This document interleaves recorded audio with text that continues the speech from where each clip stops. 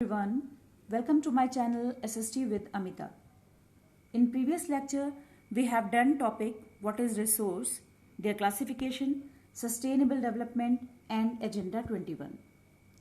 Today, we will discuss about resource planning, land resource and land utilization.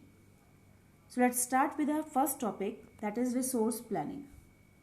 Why do we need resource planning?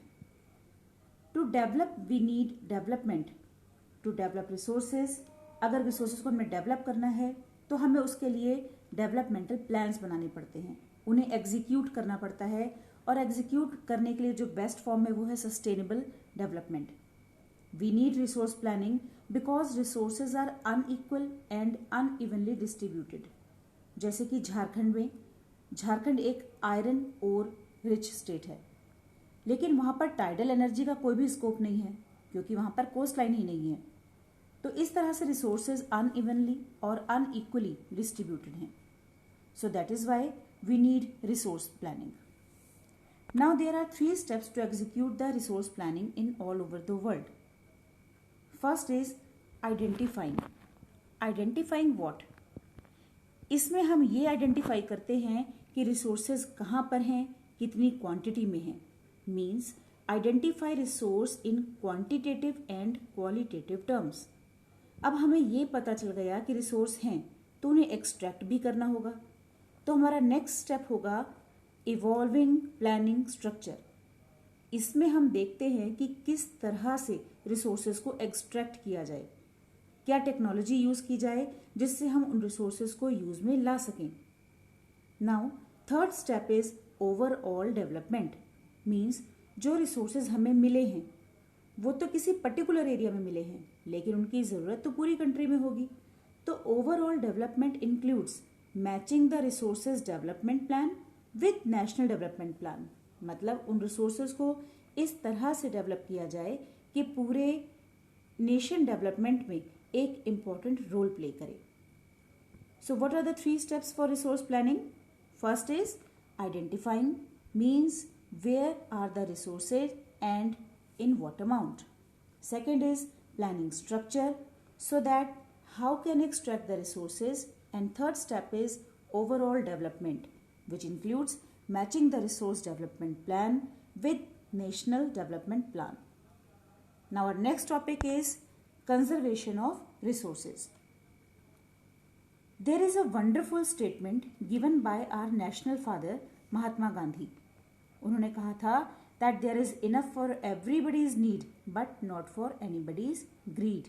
Means अगर हम resources को हमारी ज़रूरतों के हिसाब से यूज़ करेंगे तो they are sufficient for us, लेकिन किसी भी एक इंसान की ग्रीड के लिए या लालच के लिए वो सफिशिएंट नहीं है. लालच कभी भी किसी का पूरा नहीं हो सकता. Now our next topic is land resources. What are the uses of land resources? Human beings perform their most of the economic and non economic activities on land. हमारी जितनी भी एक्टिविटीज़ हैं, चाहे वो इकोनॉमिक हैं या नॉन इकोनॉमिक हैं, mostly land पर ही परफॉर्म होती हैं. हमारा ट्रांसपोर्टेशन, कम्युनिकेशन, इंडस्ट्रीज़, सारी चीज़ों को एक बेस प्रोवाइड करती है लैंड. तो इस तरह से हम कह सकते हैं कि land is a very important resource for us. हमने घर बनाना है तो लैंड चाहिए, इंडस्ट्रीज़ चाहिए तो इंडस्ट्रीज़ को इस्टेब्लिश करने के लिए भी लैंड चाहिए, खाने के लिए कल्टीवेशन करनी है तो उसके लिए भी लैंड चाहिए. तो इस तरह हमारी जितनी भी रिक्वायरमेंट्स हैं वो डायरेक्टली या इनडायरेक्टली लैंड से ही फुलफिल होती हैं. लेकिन एक लिमिटेशन भी है, और वो है कि land resource is a finite magnitude. Means land fixed quantity में है, इसे हम कम या ज़्यादा नहीं कर सकते. ये लिमिटेड रिसोर्स है, हम उसे एक्सपेंड नहीं कर सकते. लेकिन जो हमारी नीड्स हैं वो कंटिन्यूसली इंक्रीज होती रहती हैं. So we have multiple needs but limited resource. तो ये एक चैलेंज है हमारे सामने कि लैंड को किस तरह से यूज़ किया जाए कि जो हमारी नीड्स को भी सेटिस्फाइड कर दे और रिसोर्सेज के ऊपर भी किसी तरह का कोई बैड इफेक्ट ना पड़े और हमारे रिसोर्सेज भी खतरे में ना पड़े. If you talk about India, then we have diverse variety of land mass. हमारी जो लैंड है वो अलग अलग किस्म की है. फॉर एग्ज़ाम्पल ब्रॉडली अगर हम इसे डिवाइड करें तो Indian land mass can be divided into 3 categories.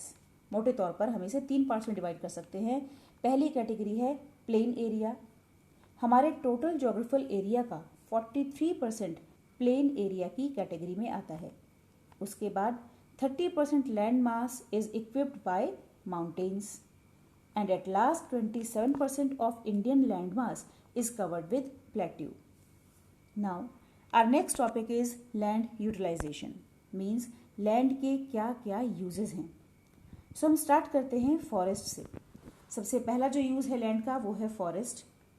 Next is land not available for cultivation, वो ज़मीन जो cultivation के लिए available नहीं है। इसके 2 parts हैं। पहला है barren and wasteland, means जो लैंड कल्टीवेशन के लिए अवेलेबल नहीं है या तो वो बैरन लैंड है या वेस्ट लैंड है जिस पर खेती नहीं की जा सकती। बैरन मतलब होता है उजाड़। Therefore it is said that land not available for cultivation and second reason is that land put to non agricultural use, means roads and railways. यानी कि ज़रूरी नहीं कि जो ज़मीन है हमेशा उसे हम एग्रीकल्चर के या किसी प्रोडक्शन के काम में ही लेके आएँ। ये ऐसी भी थिंग्स के काम आ सकती है जिसका आगे कोई प्रोडक्शन नहीं है, जैसे कि रोड्स और railways.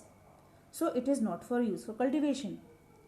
Next is other uncultivated land, means कुछ ऐसी लैंड है जिस पर कल्टीवेशन की जा सकती है लेकिन नहीं की जा रही, जैसे pastures and grazing land.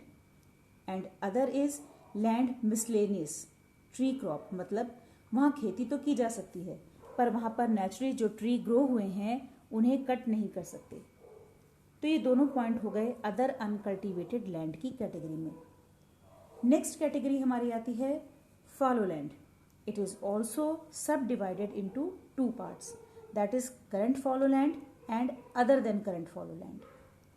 Current fallow land means वो लैंड जिसे हमने 1 या 1 से कम साल के लिए खाली छोड़ दिया बिना खेती के। Other than current fallow land means जो लैंड 1 से 5 साल तक खाली छोड़ जाती है और वहाँ पर खेती नहीं की जाती, उसे other than current fallow land कहते हैं। Now next category is net sown area, means land का वो पार्ट जिसे कल्टीवेशन के पर्पज से यूज़ किया जा रहा है, मतलब वो सारी ज़मीन जो कम से कम एक बार कल्टीवेट की जा रही है, that is called net sown area. Now this is all about of today's lecture. In next video we will discuss about land pattern in India, land degradation and conservation measurement. If you like my video then please subscribe it and share it. Thank you for watching. Thank you.